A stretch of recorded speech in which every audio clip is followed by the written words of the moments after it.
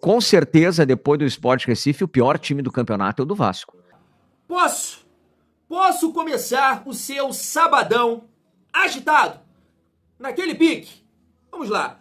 Mas, de forma nenhuma, estou aqui para defender esse time do Vasco. Ainda mais depois dessas duas porradas que o Vasco tomou. Muito obrigado, Piton, pelo jogo contra o Del Valle. Mas ouvir do gremista, nesse momento, que o time é isso, que o time é aquilo, mesmo jogando na nossa casa, aí é difícil também, família. Aí é muito complicado, né? Então, assim, Vasco, pelo amor de Deus, permita o Thiagão, no dia de hoje, trazer aqui algumas reações com uma bela vitória sobre o Grêmio. Família, bom dia. Um dia abençoado para todos nós. Vamos seguir aqui a nossa resenha, fazer o nosso pré-jogo, naquele esquema que você conhece, trazendo aqui, né, as reações, opiniões do nosso rival, os gremistas, né, falando um pouco do momento do Grêmio e também analisando aí o elenco do Vasco, família vascaína. Mas olha só, um outro dia, no nosso pós-jogo contra o Del Valle, eu falei que em relação à gestão de futebol, o trabalho que está sendo feito dentro do campo, departamento de futebol, o Vasco não é um clube sério. Está muito preocupado com pessoas e não com resultados. Essa é a minha visão. Depois da permanência do Verratti 90 minutos em campo contra o Del Valle, comentaristas, torcedores, cara, eu vi um comentando aqui que não tiraria o Verratti. O mundo tiraria o Verratti, menos Fernando Diniz. Não consigo entender. Tá? Um jogo que não se apresentava para o Verratti. E ele ficou com o Verratti 90 minutos. Na minha visão, isso não é um clube sério. Está preocupado com o Verratti, que ele é o capitão, ele não pode sair com qualquer outra coisa. Menos com o desempenho do time. É uma visão minha. A permanência do Felipe é um outro motivo. E claro também, eu vou até me colocar aqui, porque na minha cabeça eu estava achando que esse jogador poderia contribuir. Meu Deus, ele tá atrás do GB, que não é da função. Ele tá atrás do David, vamos trocar uma ideia sobre isso, que não é da função. Ele tá atrás do Alex Teixeira, que não é da função. Estou falando de Berramin Garré. Além disso, uma confusão generalizada. Eu falo pausadamente aqui para não errar em relação ao Paulinho, porque ficou muito estranho, né, família? Eu iniciei o nosso vídeo de ontem à noite falando, poxa, eu não sei qual é o caminho que eu vou aqui. Será que é uma decisão do Diniz, né, não relacionar Puma, Leandrinho, Maurício Lemos, ou é uma urucubaca, principalmente em relação ao Lemos, né, que a gente estava imaginando que ia jogar no lugar do João Vitor, e também o Leandrinho poderia jogar no lugar do Piton. E não, foi uma decisão do Diniz, inclusive técnica, né, barrar o Pumita. Então, peraí, a gente fica assim meio maluco, como é que pode? O Diniz não vai,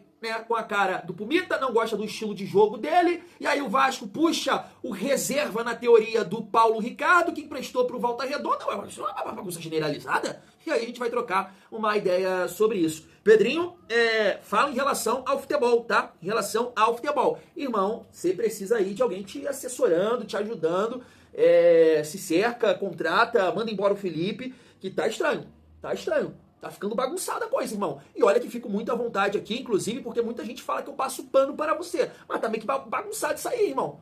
Tá? Eu sei que não devo começar o vídeo dessa forma nesse sabadão, até porque tem jogo daqui a pouco. Mas, né, a gente buscar a nossa melhora o mais rápido possível para caminhar nessa temporada. Pelo menos não sofrer. Já que o ano do milagre, o Piton fez o favor de, né, dificultar bastante, né, para não dizer outra coisa, já que a gente tem aí o jogo contra o Del Valle. Então, além disso, família, de trocar uma ideia com vocês sobre a situação do Paulinho, Paulo Ricardo, que não vai mais para o Volta Redonda. A gente tem aqui também algumas informações sobre o mercado da bola e o provável Vasco cheio de dúvidas. Quem vai jogar no lugar de Felipe Coutinho? Tem essa também, que está fora por um bom tempo.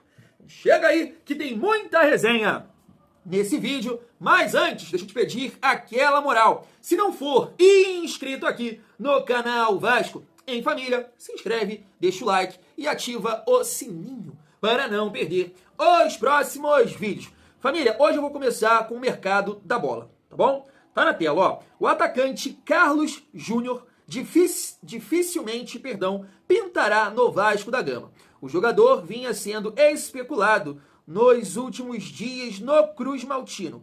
O Al-Shabaab, da Arábia Saudita, pretende utilizar o atleta nesta temporada. Carlos Júnior era visto como uma boa opção para o setor ofensivo, mas o Vasco agora terá que buscar outras alternativas no mercado. Família, na minha opinião, livramento, tá? Desculpa, livramento. E nada contra o jogador, nada. Poxa, que isso, tô aqui faltando com respeito e tal. Livramento. Eu tava vendo, né, um vídeo do Chiliquento Dias, né, atualizando essas questões de mercado, de reforços, e ele elogiando, né, ele falando assim, pô, não é bom jogador, cairia, não. E aqui não tô criticando ele, tá? É uma opinião dele em relação a um atleta. Não, esquece, livramento. Vai por mim. Isso aqui é livramento. Não é rápido para jogar na ponta. É isso. Teria que ajustar o posicionamento dele, que ele é um segundo atacante. Vamos dizer assim, que ele é muito parecido, talvez, com o Ryan. Bem longe, tô tentando achar uma comparação com um jogador no elenco, que não é um ponta, mas tá jogando de ponta, né? Meio que improvisado ali, tem mais uma característica de jogar próximo da área, e é um atleta que o Vasco não precisa nesse momento, que vai ter dificuldade nessa dinâmica. Ele é guerreiro, ele é lutador, ele não é chupa-sangue, mas ele não é rápido, ele não entrega essa explosão. Pelo amor de Deus, o que vocês estão fazendo aí dentro? Um reserva para o Verrete? Aí eu aceitaria mais, mas mesmo assim limitadíssimo. Aí por mim eu lembro do Carlos no Galo e no Internacional, limitadíssimo. Ainda bem, boa notícia, tá?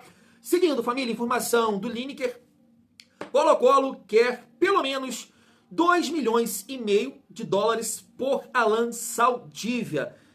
Tá aí, família. Inclusive, né, o canal Atenção Vascaínos confirmou que o Vasco tem interesse nesse atleta, ainda mais, pelas últimas 2 partidas, né? A ideia não era contratar zagueiros, mas, né, depois dessas atuações, o Diniz está pedindo a contratação de um jogador para chegar e jogar. Eu não sei se é o caso do Alan Saldívia, não conheço, joga no Colo-Colo, numa liga, na minha opinião, bem fraca, né? Então, vamos aguardar como é que vai ficar essa negociação. Me parece que o Colo-Colo já quer, né, colocar um dinheiro no bolso e o Vasco não tem essa condição, né, família? A ideia, me parece que é sempre contar com o jogador por empréstimo e aí, né, ao final desse empréstimo, exercer a compra. Vamos aguardar. Ai, meu Deus do céu, família, tô nervoso pro jogo de hoje. Mas vamos seguir aqui a nossa resenha pra gente falar sobre essa situação do Paulinho, que não vai mais, né, para o Volta Redonda. Mas olha só, família, momentos antes do Vene Casagrande, foi o primeiro que eu vi, tá? Com essa informação. Tá aqui, ó. Vasco vai arcar com 100% dos salários de Paulo, Ricardo e Lincoln no Volta Redonda. Você pode até achar isso aqui um absurdo. Cara, eu nem acho, né, um absurdo. Eu acho que a ideia é realmente tentar dar uma rodagem, uma experiência para esses atletas e no ano seguinte, né, no caso 2026, de repente o Paulinho é uma opção, né, vai brigar ali por posição com o PH, assim também como o Lincoln, né, a gente está vendo aí o Barros sendo titular do América Mineiro e o Vasco pedindo o retorno, por entender, né, junto com o Diniz, é claro que é um jogador que pode ser opção nesse momento. Então eu não acho isso aqui tão absurdo, mas realmente ficou estranho a história do Paulinho indo para o Volta Redonda, ali no início, né? No momento que eu gravei esse vídeo aqui, não lembro, lá pelas 8 horas, não sei, cara, já... É isso, lá pelas 8 horas surgiu essa informação que o Pumita não, né, estava relacionado para o jogo e aí o Vasco subiu o Breno, que é um lateral do Sub-20. Mas a gente entende que o Breno está abaixo do Paulo Ricardo nesse momento. Então como é que pode? Você manda um lateral, que seria ali a sua terceira opção, vamos colocar assim, manda ele para o Volta Redonda e puxa a quarta? Não faz o menor sentido. Então tá aqui, família, informação do Vene Casagrande. A diretoria do Vasco voltou atrás e desistiu do empréstimo de Paulinho ao Volta Redonda. O lateral, que já havia se apresentado ao Voltaço, recebeu uma ligação urgente do clube e foi chamado para se reapresentar ao Vasco às 8h30 deste sábado. A decisão tem ligação direta com a situação de Pumita, que parece não ter agradado a Fernando Diniz. Família, isso aqui é uma bagunça, né? É uma bagunça. E é o que eu tô falando. A gestão de futebol, nesse momento, e assim, algumas decisões, cara, não entram na minha cabeça. É uma percepção minha, tá? Uma opinião minha. Você pode pensar totalmente diferente. Mais uma confusão, manda pra lá, volta, o cara não gosta, o Diniz não gosta do Pumita, e Paulinho volta. Ih, meu Deus do céu. Mas é isso, né? Eu sei que não é o ideal, mas acontece. Não somente no Vasco, mas também em outros clubes, né? Movimentações, erros, acontece. Agora, você não pode persistir nos erros, você tem que ajustar isso aí, pelo amor de Deus. Então, me parece que o Pumita, inclusive, assim, dá para dizer que vai no sentido aí de uma informação, né, que o Vasco estava tentando antecipar as saídas do Jair, do Pumita, mesmo entendendo, né, que vai ter um prejuízo nessa situação, porque não vai conseguir negociar uma moeda de troca, sei lá, os caras vão sair livres, e o Vasco colocou um papel na mesa tanto para trazer o Pumita quanto o Jair, mas, né, são jogadores que parece, né, que o Diniz não conta, né, tá estranho aí essa situação, família. Então, o Paulinho estava lá, né, se apresentou ao Volta Redonda, esquece, volta pra cá, 8h30, se apresenta. Que loucura, né, família vascaína, mas vamos lá, vai dar tudo certo, é isso. E aí, para finalizar o nosso vídeo, vamos trocar uma ideia sobre o jogo de hoje, Vasco contra Grêmio pelo Campeonato Brasileiro. O Vasco precisa muito dessa vitória para, pelo menos, né, conseguir chegar aos 16 pontos e empatar com o Grêmio. Mas antes, vamos trazer aqui os gremistas falando dessa partida. Se liga só. Cara, essa pressão que o Vasco sofre tem alguns poréns que a gente tem que... Por exemplo, tem um desconforto, não sabe se vai jogar o Felipe Coutinho, né? Eu tô torcendo para que o desconforto dele piore, me desculpa, tá, Coutinho, mas que ele não tenha condição de jogar contra a gente, porque é um jogador muito habilidoso, jogador de outra prateleira, né, de nível europeu, e um jogador que aproveita muito bola parada. E eu tô com muito medo da maneira que qualquer adversário hoje enfrenta o Grêmio. Os caras viram o time do chuta-chuta, né? O cara olha o Volpi lá de longe e trauletada pro gol. E aí, com um jogador de habilidade, que chuta a longa distância e que tem boa bola parada, fica um pouco mais perigoso. E uma outra situação, o time do Grêmio cede muito espaço. E o time do Diniz, o tic-tac ali do Diniz, adora esse tipo de coisa, né? Adora ter a posse da bola, adora cansar um pouco os jogadores. Ah, não, mas o Vasco tá mal, mas o Grêmio também. Então eu concordo com o Bruno Soares. Meu palpite é esse, 1-0 pra mim. Se faz 1-0 é goleada de 1-0 e tá tudo certo. Eu celebro até o empate, Bajé. Eu assino o empate. Eu assino o empate. Tu sabe que hoje eu tava fazendo um exercício de sendo realista, simular quantos pontos o Grêmio pode fazer até o final do primeiro turno. E eu tracei como objetivo terminar o primeiro turno com 25 pontos, sabe? Que é, talvez, assim, uma medida de segurança. Era o que se tratava. A gente teria que ganhar 3 jogos. A gente teria que ganhar 3 jogos, tá? E aí eu fui otimista contra o Vasco, simulei uma vitória contra o Vasco, tá? Mas não fui seguro. E aí simulei 2 vitórias em casa, tá? Uma contra o Fortaleza e uma contra o Sport. E aí, daí a gente conseguiria os 25 pontos. Mas assim, eu coloquei uma vitória contra o Vasco, sendo bem otimista. Deixa eu dizer assim, ó, o Grêmio vai jogar com o Vasco, o Grêmio já viajou para o Rio de Janeiro, o Grêmio mal treinou aqui por uma logística errada, o Vasco da Gama treinou hoje no Rio também, o Vasco está pressionadíssimo, o Vasco tomou o mesmo número de gols que o Grêmio, 6-6, em 2 jogos, o Diniz já está sendo contestado lá, o Diniz até a parada do campeonato estava fazendo um bom trabalho no Vasco. Eu gosto do trabalho do Diniz, só que é um trabalho que tu tem que ter um mínimo de qualidade de jogadores, e o time do Vasco é muito fraco. Talvez depois do Sport Recife, que está rebaixado, virtualmente está rebaixado o Sport, eu acho que não tem mais nem matemática chance de ganhar, de classificar, de escapar, melhor dizendo, do rebaixamento. Mas com certeza, depois do Sport Recife, o pior time do campeonato é o do Vasco. É um time muito ruim tecnicamente. Então, o Grêmio não pode perder para o Vasco da Gama. Tá aí. Alguns pontos pra gente destacar. Primeiro ali do Bagé, né, dizendo que o Grêmio tem uma dificuldade na bola aérea, liberdade na construção, né, do adversário, e assim, a gente pode transferir isso para o Vasco tranquilamente. Mas, né, como eu estou falando aqui em alguns vídeos, poxa, São Januário precisa fazer a diferença. O Vasco precisa ganhar esse jogo, família vascaína. Em relação ali ao Farid, não dá, né? Não dá, o Grêmio é horroroso, o Grêmio é muito fraquinho. Assim como o nosso time nesse momento. Eu sei que é difícil defender o elenco do Vasco. Eu até acho que o time titular do Vasco, né, é um time para o meio de tabela, mas com esse nível de atuação, não, né, diante do Botafogo. E infelizmente, né, a questão ali do Piton acabou atrapalhando muito a atuação do Vasco contra o Del Valle. O Farid também comenta, né, que o Diniz está contestado. E não está, né? Na verdade, quem está até contestado é o Mano, né? Já está se cogitando lá a saída dele em caso de derrota. Se uma derrota pesada para o Vasco, ele pode cair até mesmo já aqui em São Januário, né? Eu acompanhando aí outros canais gremistas. Na minha opinião, não, o Diniz não está contestado. Claro que tem decisões poxa, que eu vou questionar, você vai questionar, mas ainda acho que o Diniz é o mais capacitado para tirar alguma coisa desse elenco. Quem acompanhou aqui o nosso vídeo de ontem, o primeiro vídeo, eu coloquei aqui uma análise do início do jogo do Caio Capita, né? Ele mostrando as movimentações, a pressão do Vasco. O Vasco estudou muito bem o Del Valle, então o Vasco encaixou, criou várias oportunidades ali até 8 minutos, né, do jogo, mas 3, 4, né, sei lá, 2 o Vasco conseguiu finalizar, e eu acho que outras 2, né, ficou assim no detalhe, num passe mais certo, se o Verratti consegue acertar o passe pro GB. Teve um outro lance também que eu não tô lembrando aqui, família vascaína, mas infelizmente a expulsão do Piton acabou dificultando a partida do Vasco, né? E assim, dentro daquilo que eu sempre falo com vocês, a fragilidade que o Vasco tem, física, cara, você tem que ser muito bom para ajustar essa marcação, pressão que o Vasco faz em alguns momentos, né? Contra o São Paulo, contra o Del Valle no início do jogo, e na minha visão, só o Diniz é capaz, entre os brasileiros, cara, fazer Verratti, Coutinho, jogadores pesados.